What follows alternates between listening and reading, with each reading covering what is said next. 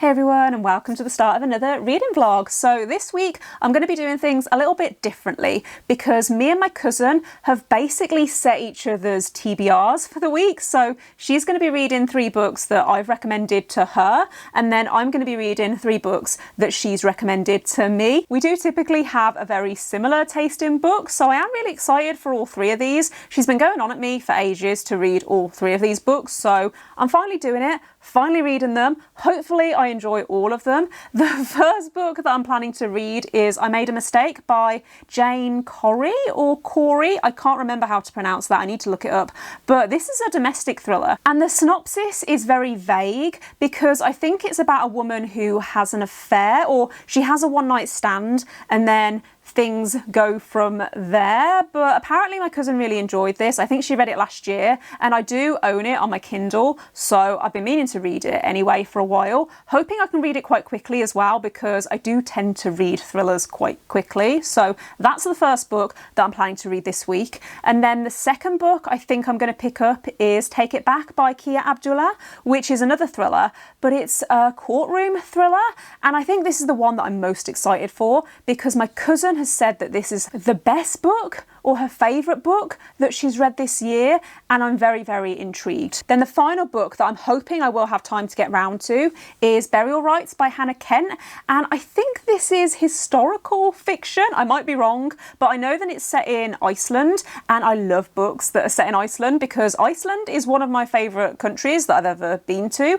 I went in 2016, I think it was, so 5 years ago now, which I didn't even realise it was that long ago. Where is time going? But yeah, I'm hoping that I will be able to finish all 3 of these books before the end of the week. I have been reading a lot slower recently, but I think that's because I've been reading a lot of fantasy, and I do tend to read fantasy a lot slower, whereas 2 of these books are thrillers, so I should be able to read them quite quickly, but we will see how it goes. If you're interested in the books that my cousin is planning to read this week based on my recommendations, I'll leave a link to her Bookstagram in the description. But I think the 3 books that she's planning to read are My Dark Vanessa by Kate Elizabeth Russell, Get a Life Chloe Brown by Talia Hibbert, and then Close to Home by Cara Hunter. And of those 3 books, 2 of them I probably would have recommended to her specifically, and then there's one that I wouldn't have actually gone out of my way to recommend to her, but she's picked these books based on watching my videos and books that I've recommended in videos, so it's going to be interesting to see what she thinks of them. I might actually do an update at the end of this vlog and just let you know what she did think of them and whether she actually enjoyed them, but yeah, a little bit nervous, but it's going to be an interesting week. Hey everyone, so I am now about 50 pages into I Made a Mistake, so I thought I should have a go at telling you what this book is about. But it's a very, very generic domestic thriller so far. We're basically following a woman called Poppy who is married with 2 teenage children, and she runs a talent agency, so she hires extras to be on TV shows and movies and things like that. And she's at this networking event when she runs into a guy that she used to date about 20 years ago. Alongside that, we're also following another perspective of Poppy's mother-in-law Betty, and so far there's only been 1 chapter from Betty's point of view, but she was basically talking about how she met her husband. So far this is just okay. I'm not hating it, but also I'm not really finding that I actually care. And this is a problem that I sometimes find with domestic thrillers, is that generally when it comes to thrillers, I am a very plot-driven reader. And what I find with domestic thrillers is that they're very character driven, and just in general, I find that when it comes to thrillers, I don't care about the characters. So if the characters are unlikable, it doesn't usually bother me.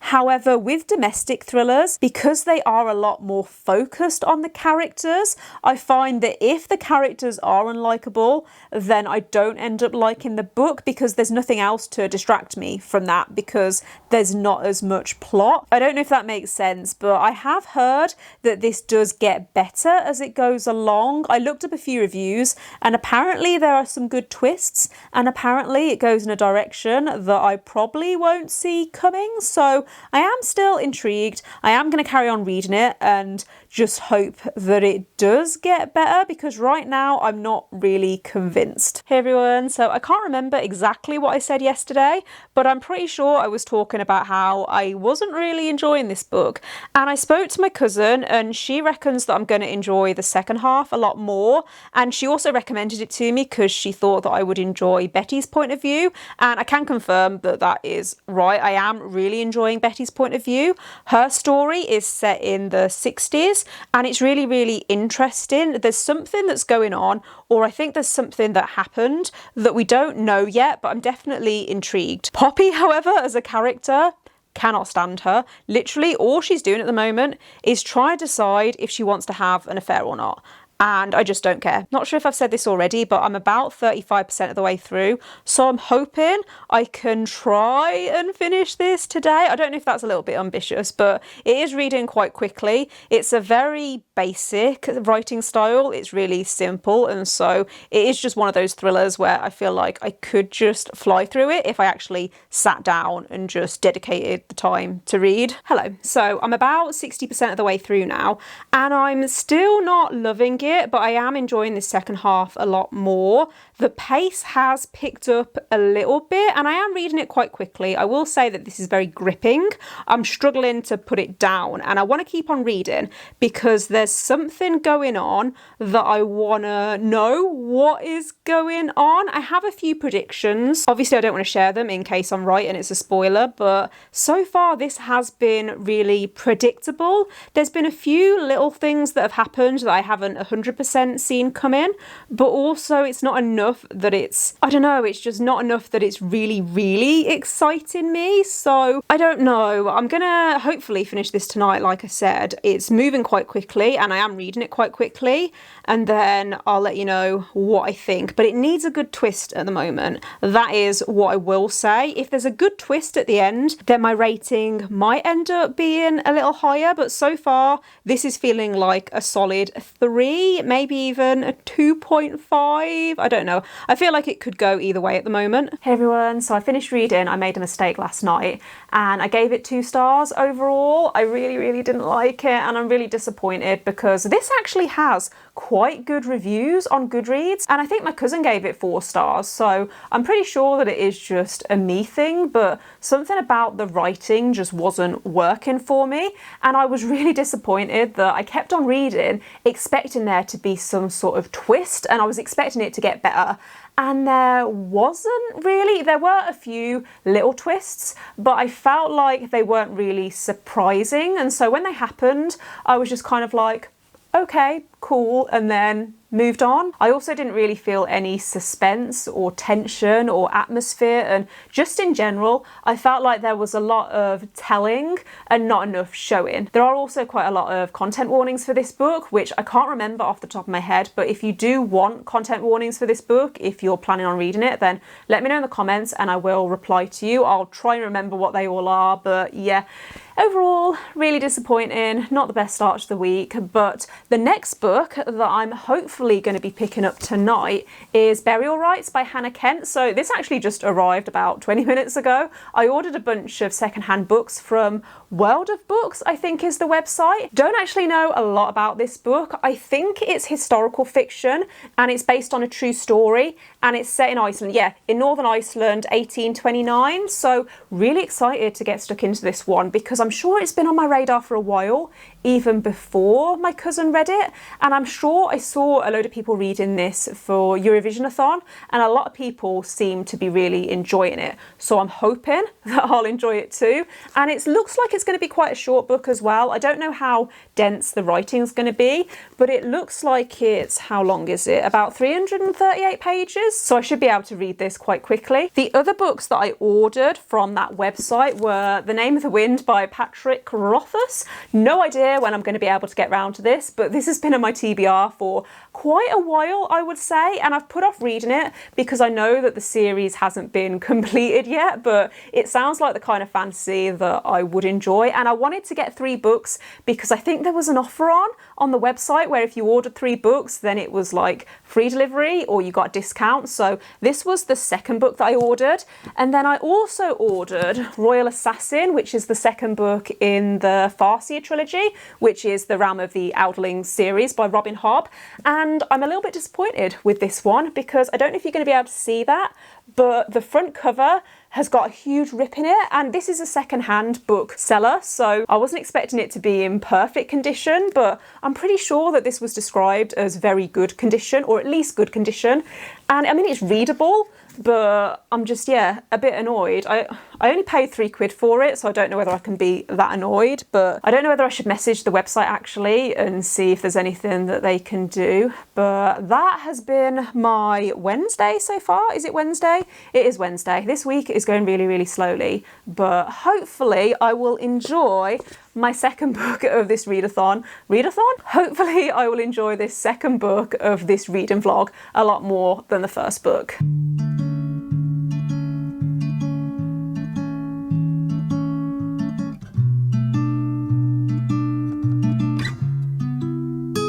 Hey everyone, so I am now about 57 pages into Burial Rites and I'm really enjoying this so far. I really like the writing and the atmosphere and the setting and how it's introducing us to these characters. So this is a very character driven story and I really like that. I think that the characters so far seem very complex. So the main character that we're following is a woman called Agnes who has been sentenced to death for murder. So she was convicted of these murders that happened the year before. 2 men were killed and 3 people were convicted and held responsible, and Agnes was one of those people. And while she's waiting for her execution date, she's been sent to live with this family on this farm. And so we're following Agnes's perspective, but also the perspective of this family and also the point of view of this assistant reverend. So Agnes has been assigned this spiritual advisor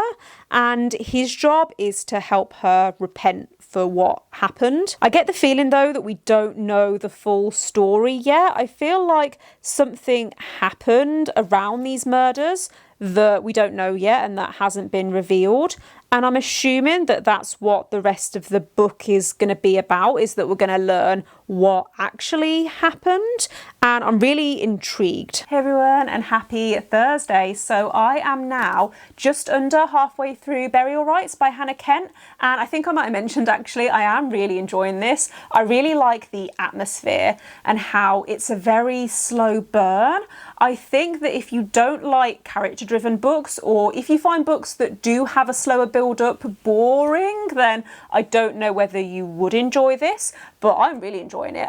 I'm really enjoying seeing all of the characters, how they react to this situation that they've been put in. And we're also learning more about Agnes's past and her childhood, and I'm really liking the way that her character is being built up. I especially like the way that Agnes's perspective is told in the first person point of view, and then everyone else's point of view is told in the third person point of view. I feel like that is really helping to make Agnes's character stand out, because I feel like this is her story, and I know that this is based on true events, and I would be really interested actually to see how much this is based on that true story. I'd really be interested actually to look it up after I've finished this book. It is actually reminding me a lot of Where the Clawdads Sing by Delia Owens, which is a book I read last year, and I liked that book-ish. I think I gave it 3 stars. It was really, really hyped last year. I remember seeing loads of people reading it and loads of people were really, really loving it, and I thought it was just okay. However, the reasons that I didn't really love it were more to do with the plot and the mystery rather than the writing and the atmosphere, and I feel like the writing and the atmosphere and the way that the story is being built up in this book is very similar to where the Clawdads sing. So if you liked that, then I think that you would potentially like this too. Hey everyone, and happy Friday. So I have actually now finished Burial Rites by Hannah Kent. I am going to give this 4 stars. I really enjoyed the atmosphere, and the writing in this is very beautiful. I do think that it is a very slow moving story. So if you don't like a slow burn, then you probably wouldn't enjoy this. But I do like the way that the characters were written and how it made me feel immersed in the story. When I actually think about it, it's a very simple story, but it's very well done and it's beautifully written. And I did think that it was very harrowing and very bleak. I don't know what it is that's preventing me from giving this 5 stars, because I can't think of anything that I didn't like about this book other than the fact that it was a very slow moving story. But I didn't mind that, and so I'm not really sure. Maybe it's more like a 4.5. I think also, even though it was very emotional, I was expecting it to have more of an impact, in the sense that I was expecting it to make me cry.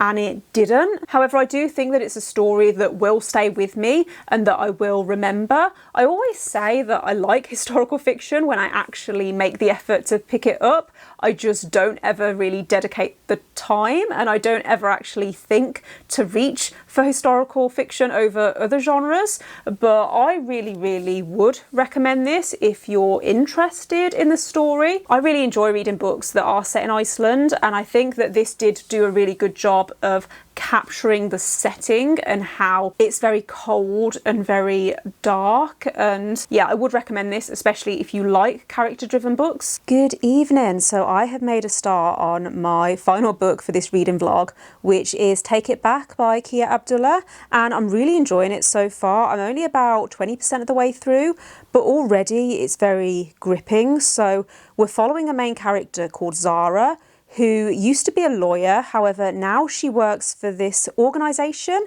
that helps mostly women who have been victims of sexual assault. And Zara has been assigned to work on this new case where a 16-year-old disabled girl has accused 4 Muslim boys from her class of sexual assault. The first chapter is basically this girl Jodie telling Zara what happened to her, and it does go into quite a lot of detail around the attack. So I did just want to mention that as a trigger warning. It is very difficult to read in places. It's also structured in a way where you don't know who is telling the truth, because Jodie isn't coming across as 100% reliable. So already there's been a few inconsistencies where she's told Zara one thing, but then she's told the police something else, and she's explained it as that she doesn't think that people are going to believe her because she's disabled. The 4 boys have just been interviewed by the police, and they're all telling the same story,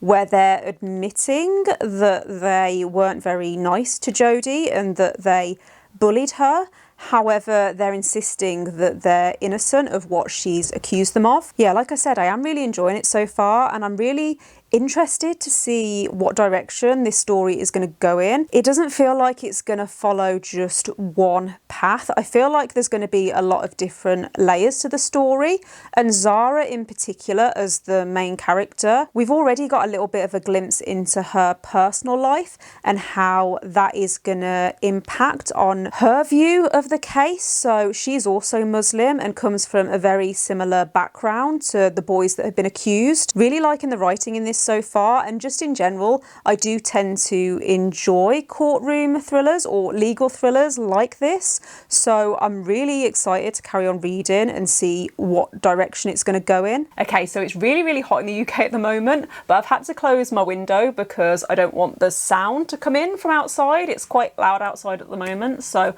hopefully you can't hear that, and hopefully I can get through this without melting. But I am now just under halfway through Take It Back, and I'm really enjoying it so far. I think that it's so cleverly written in the sense that at the moment I don't know who to believe and who is telling the truth. At the start of the book you learn that not a lot of people actually believe Jodie except for Zara, and she is determined to help her.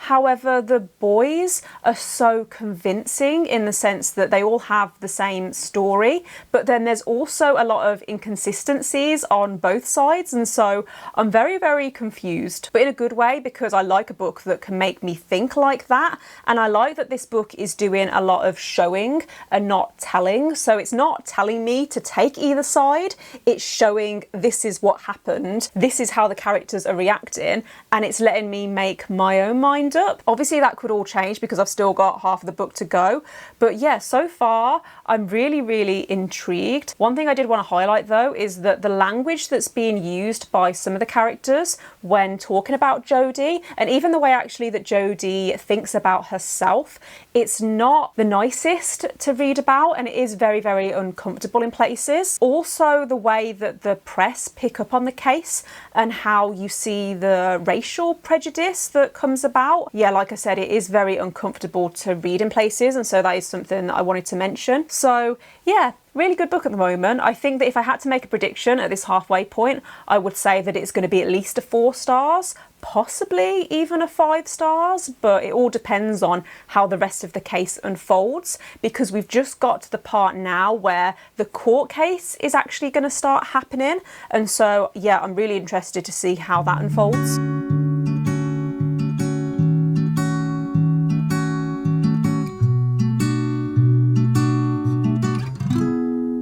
Good morning. So I got home about 10:30 last night, I think it was, and I decided to just read until I finished my book because I was really enjoying it, and I thought, you know what, I'm probably not going to be able to sleep until I know what happens. So I finished the book. I gave it 4 stars overall. Even though I did really enjoy it, I would say that I was a little let down by the ending. It was a little disappointing. I don't know, it just kind of felt a little convenient, and I don't want to go into why because of obviously spoilers, but I also predicted the ending and how things were going to wrap up before it happened. It was one of those where I didn't guess it from the beginning, but as the book went on, I started to have predictions of how I thought things were gonna wrap up and how I thought things had happened, and it turned out that I was actually right, and so I think I was just a little disappointed by that. However, I would like to read the next book in this series. I think there's only 2 books in this series so far, and it's one of those series where